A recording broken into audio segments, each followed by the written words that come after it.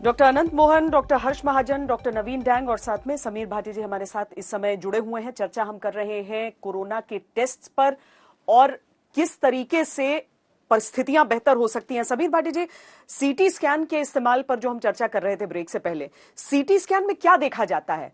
क्या देखा जाता है ऐसा जो आरटीपीसीआर की पकड़ में न आया हो और जिससे तस्दीक हो सके कि हाँ ये कोरोना पेशेंट है?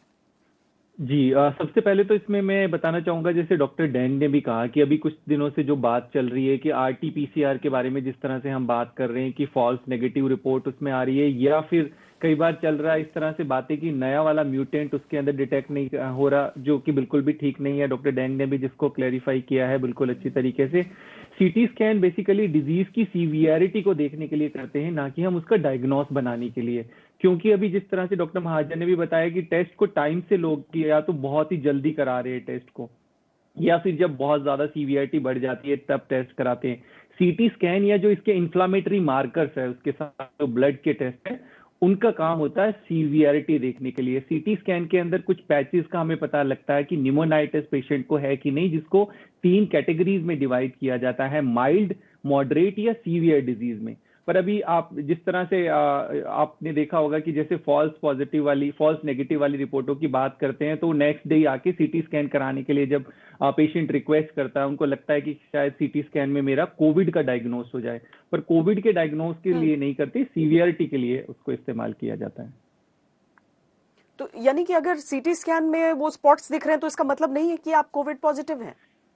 नहीं, बिल्कुल वो उस तरफ इशारा करता है। अगर उसमें न्यूमेनाइटिस के पैच आ रहे हैं, ग्राउंड ग्लास ओपेसिटीज उसके अंदर आ रही है, तो बिल्कुल उसके लिए आप उस तरफ ही इशारा जाएगा कि वो उसको कोविड ही है। और जिस तरह से कुछ कुछ स्टेट के अंदर इस चीज की गाइडलाइंस भी बना दी गई है कि जिनकी सीटी स्कैन आरटीपीसीआर की रिपोर्ट नेगेटिव आ रही है, तो उनको फिर आगे फर्दर हॉस्पिटलाइज्ड होना है, तो उनको किस बेसिस पे वो कंसीडर करेंगे, तो वो सीटी स्कैन की रिपोर्ट को भी कंसीडर कर रहे हैं एज अ पॉजिटिव पेशेंट, और उनको उसी तरह से ट्रीट किया जा रहा है। पर जिस तरह से हम बात कर रहे हैं कि जिनको सीटी स्कैन की आवश्यकता है एक्चुअल में, अगर उन पेशेंट के लिए, तो फिर जो उस तरह से डायग्नोस्टिक सेंटर या अदर हेल्थ केयर फैसिलिटीज पे लोड है वो काफी हद तक कम हो सकता है। सेम जो आपका आरटीपीसीआर टेस्ट भी है, उसमें आप देखिए कि ऑलरेडी आपको प्री हॉस्पिटलाइजेशन चाहिए, प्री सर्जरी चाहिए, आपको ट्रैवलिंग के लिए भी चाहिए। पर उसमें काफी ज्यादा केसेस में क्या होता है कि पेशेंट ने आज कराया, नेगेटिव आ गया, फिर उसके बाद 2 या 3 दिन बाद उसका रिपीट करना पड़ता है। और कई केसेस में ऐसा होता है, अगर आप पॉजिटिव हैं तो पॉजिटिव पेशेंट बहुत एंग्जाइटी में होता है और वो 5 या 6 दिन बाद फिर रिपीट करा लेता है,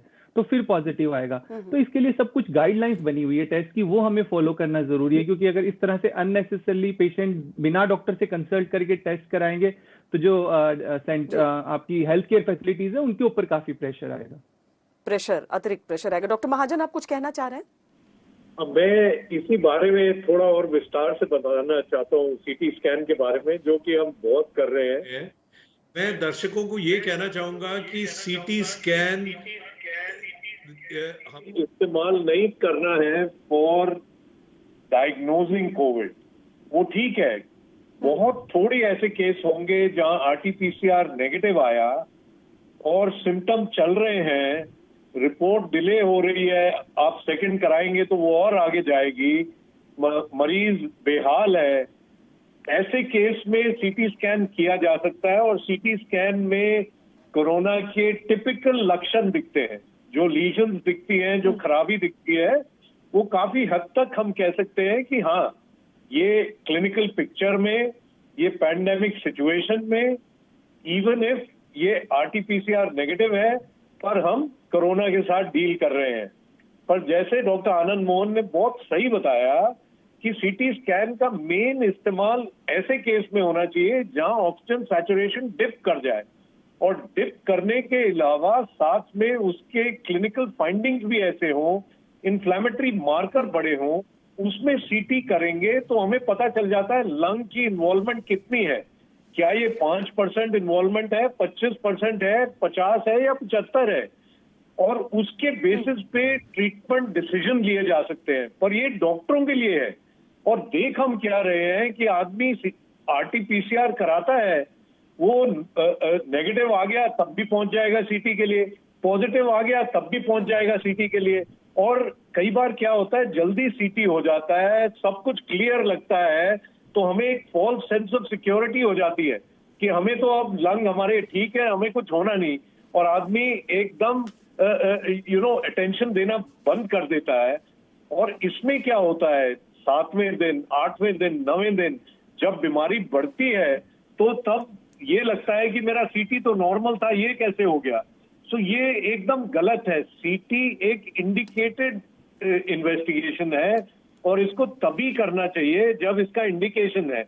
हम इस देश में इसका बहुत ओवर यूज कर रहे हैं जो कि सही नहीं है। आप याद रखिए कि इससे रेडिएशन भी मिलती है, और स्पेशली जो यंग गर्ल्स हैं, जो लेडीज हैं, उनके ब्रेस्ट को रेडिएशन मिल रही है। तो अगर जरूरी है तब तो हम एकदम करेंगे, पर अगर जरूरी नहीं है तो इसको नहीं करना चाहिए, इसका नुकसान भी हो सकता है।